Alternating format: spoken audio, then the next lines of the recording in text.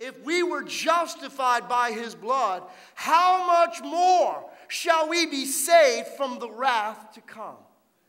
And so in essence, if you're taking notes, listen. The rapture will spare the church of the coming devastation. The rapture will spare the church of the coming devastation. 1 Thessalonians 1:10 says this, and to wait for his Son from heaven, whom he raised from the dead, Jesus, who rescues us from the coming wrath. In other words, the Bible says right here that Jesus rescues us from the coming wrath. Think about it in this respect. If you and I lived in an area where there was an active volcano and there was an imminent threat of an eruption, what would the government, what would the responsible people in the society, the authorities do to preserve and protect life? Wouldn't they call for an evacuation? Or think about it, we're here in the Northeast. When there is an imminent hurricane on the horizon that's going to bear down on it, what do the authorities call for?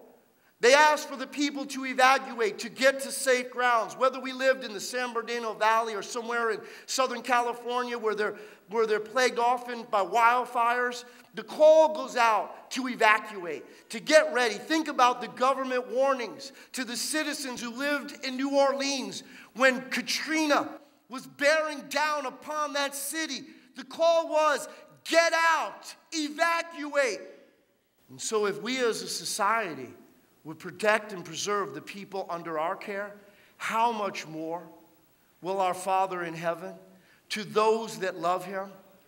You see, the rapture is God's evacuation, because all the devastation, all of the tribulation, all of the problems that will go on the earth, it is not the will of God that his children would experience those realities. So the rapture spares the church of the coming devastation. But something important, if you're taking notes, this is key that we need to understand. The rapture is not the second coming. The rapture is not the second coming.